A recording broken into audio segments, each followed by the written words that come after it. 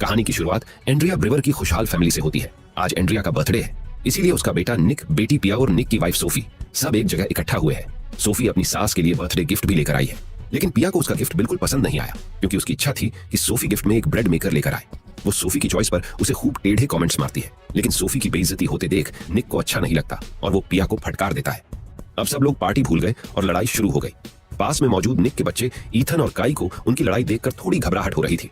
अंत में निक ने पिया को पार्टी छोड़कर जाने के लिए कहा और वो तुरंत घर से निकलकर क्लब में चली गई, जहां उसने खूब ड्रिंक की और गुस्से के मारे जमकर ठुमके लगाए। कुछ देर बाद पिया क्लब के बाथरूम में गई और एक डेटिंग ऐप पर बॉयफ्रेंड सर्च करने लगी। इसी दौरान पिया वुडी नाम के एक लड़के से बातचीत शुरू करती है। दोनों के बीच मामला सेट होने ही वाला था कि तभी पिया का फोन कमोड में गिर गया। इसके बाद पिया फोन निकालकर तुरंत घर गई और फोन को चावल में डालकर रख दिया, ताकि सुबह तक चावल पूरी नमी को सोख ले और फोन चालू हो जाए। अगले दिन सुबह पिया हॉस्पिटल पहुंचती है, जहां वो नर्स की नौकरी करती है। काम पर आने के बाद पिया एक मरीज को इंजेक्शन लगाने जाती है, जो सोशल मीडिया पर वीडियोस देख रहा था। तभी पिया की नजर एक वीडियो पर गई, जिसमें उसका भाई निक था। निक जख्मी लग रहा था और हाथ में उसने आई अब्यूज वुमेन नाम का एक कार्ड लिया हुआ था। निक इसके बाद एक दूसरा कार्ड लेता है, जिस पर लिखा था कि at 5 million views I die. Nick की हालत देखकर लग रहा था कि कोई उसे टॉर्चर कर रहा है और उसे जबरदस्ती ये कार्ड्स पकड़वा रहा है। निक की ऐसी हालत देख पिया का दिमाग हैंग हो गया। वो फौरन निक को फोन लगाने के लिए भागी, लेकिन निक का फोन बंद था। पिया ने सोफी को भी कॉल लगाया, लेकिन उसने कॉल नहीं उठाया।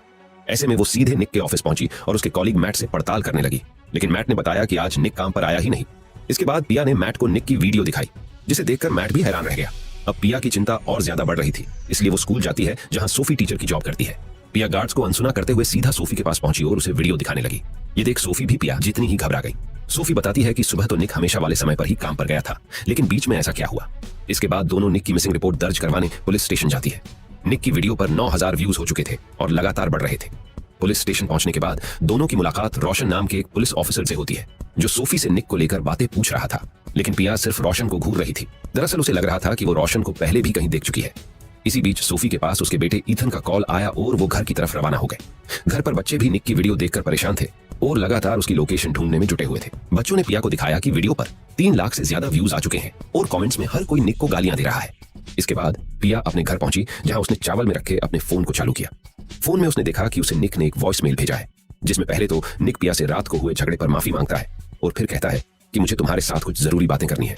कई बार वॉइस मेल सुनने के बाद पिया को याद आता है कि बीते कुछ दिनों से निक किसी बात को लेकर परेशान था, लेकिन उसने कभी इस बारे में कुछ शेयर नहीं किया। इसके बाद पिया अपनी माँ एंड्रिया के पास जाती है और पूछती है कि तुम्हें निक ने कुछ बताया क्या, लेकिन निक की एंड्रिया से भी ऐसी कोई खास बात नहीं हुई थी। पिया माँ को परेशान नहीं देखना चाहती थी, इसीलिए उसने निक के गायब होने को लेकर उसे कुछ भी नहीं बताया। इसके बाद पिया के पास सोफी का मैसेज आया और उसने पिया को तुरंत पुलिस स्टेशन बुलाया। यहाँ पहुंचने पर उसे पता चला कि निक की एक और वीडियो सोशल मीडिया पर अपलोड हुई है, जिसमें उसने आई किल्ड अ वुमन नाम का कार्ड पकड़ा हुआ था। अब इन्वेस्टिगेशन में ऑफिसर जेएचडी लुका भी ऐड हो चुका था। यहाँ पिया बताती है कि शुरुआत के 2 कार्ड्स में हैंड राइटिंग निक की थी, लेकिन इस कार्ड में जो लिखावट है वो निक की नहीं है।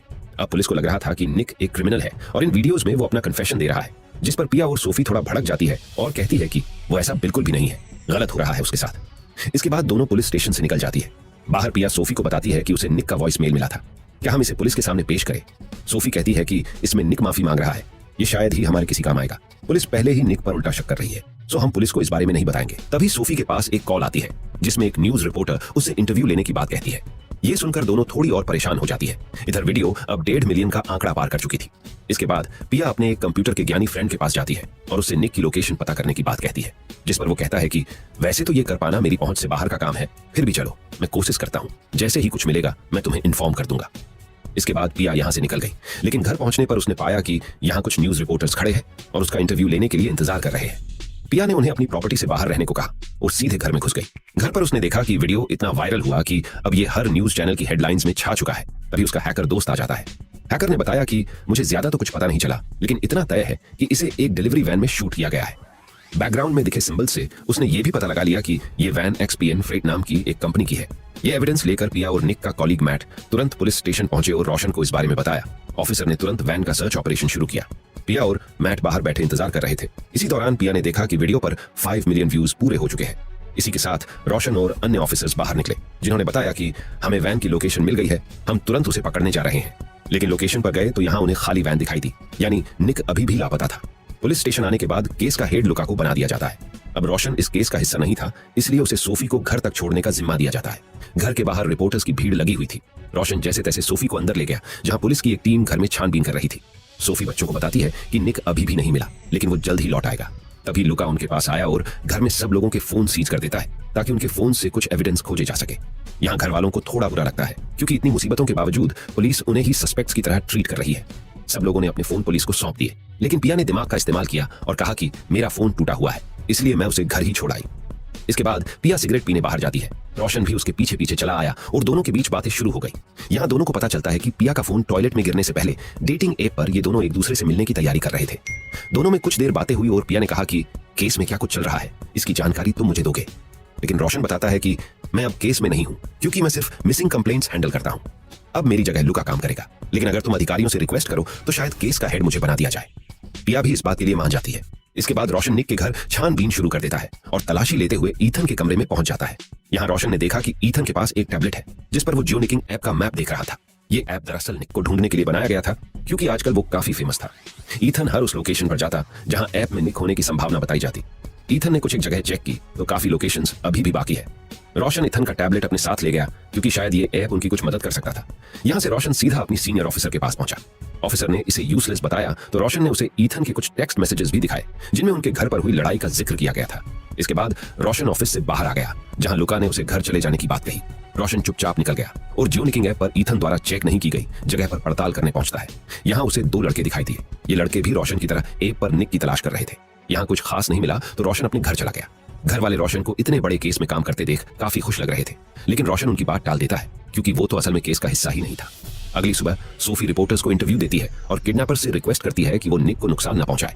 इधर पिया और रोशन कार में मीटिंग रखते हैं जहां पिया उसे बताती है कि मुझे काफी टाइम पहले निक का वॉइस मेल आया था जिसमें उसने मुझसे माफी मांगी और किसी अननोन परेशानी के बारे में बताया। रोशन ने पिया को ये बात छिपाने के लिए डांट लगाई और ये खबर देने सीधे ऑफिसर के पास गया। यहाँ रोशन ने पिया और अपने बीच डेटिंग ऐप के जरिए चल रही गुटरगू के बारे में भी सबको बता दिया। इसके बाद रोशन बाहर निकला तो उसने पाया कि उसके कैबिन में उसकी डेटिंग ऐप प्रोफाइल की कई सारी पिक्स लगाई हुई है। तभी यहाँ लुका आता है और रोशन का मजाक उड़ाने लगता है। ये सब असल में लुका का ही किया धरा था। अगले दिन छानबीन के दौरान पुलिस को एक सुनसान सड़क किनारे निक की बाइक और एक खाली सिरिंज मिलती है। ये सिरिंज शायद किडनैपर्स ने निक को उठाते समय काम ली थी। इसके बाद रोशन निक के घर पहुंचता है। यहाँ सोफी की मां भी आई हुई थी। रोशन ने उन्हें निक की बाइक के बारे में बताया और सोफी को अकेले में बात करने के लिए ले गया। वॉइस मेल वाली परेशानी पर कुछ खास जानकारी नहीं मिली तो रोशन ने उससे पूछा कि क्या तुम दोनों के बीच किसी अफेयर से संबंधित चीजें भी थी। इस पर सोफी थोड़ा हिचकिचाई और कहने लगी कि हमारे रिलेशनशिप स्टेटस और निक की गुमशुदगी का कोई कनेक्शन नहीं है। रोशन को शक हुआ और उसने सीधे सीधे पूछ लिया कि क्या तुम जानती हो तुम्हारा पति कहाँ है। इस पर सोफी भड़क गई और उसने रोशन को घर से निकाल दिया।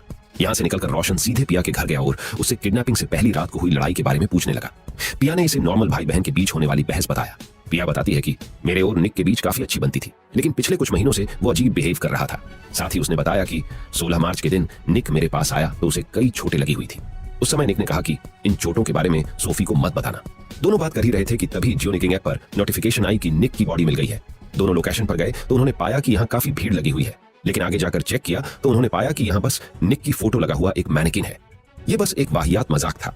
इसके बाद रोशन पिया को उसके घर छोड़ने गया जहां निक का कॉलीग मैट पिया का इंतजार कर रहा था।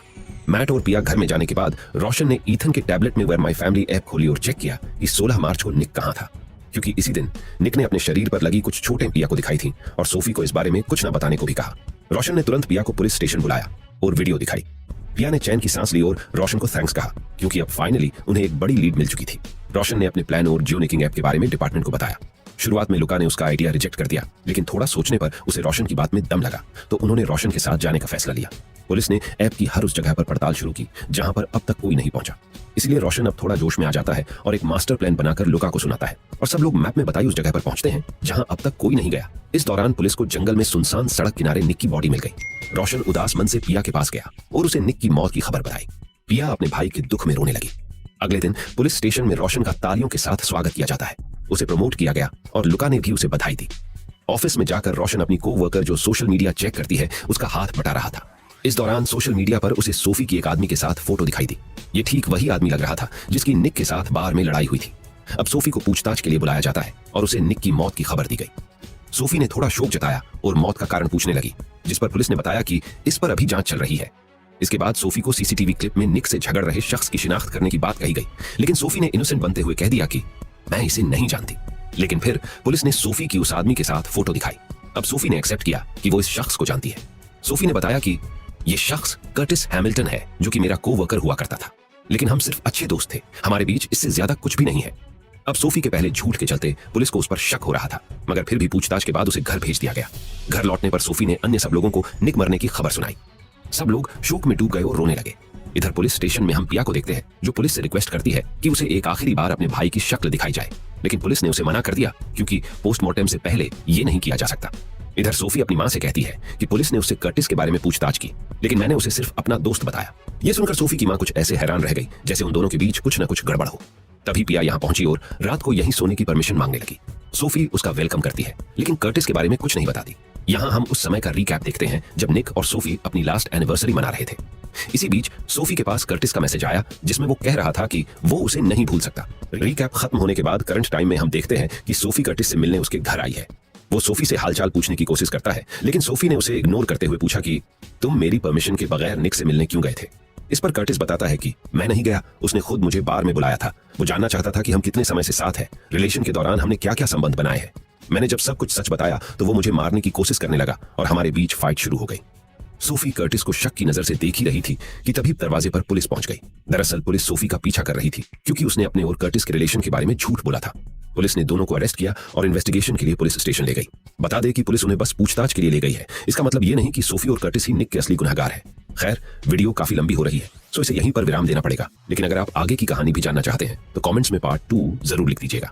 उम्मीद है वीडियो आपको पसंद आई होगी, और अधिक जानना चाहते हैं तो बता दें कि इस टीवी सीरीज का नाम था क्लिकबेट, जो कि 2021 के दौरान रिलीज हुई। वहीं बात करें रेटिंग की तो इस सीरीज को IMDb पर 10 में से 7.2 स्टार्स मिले।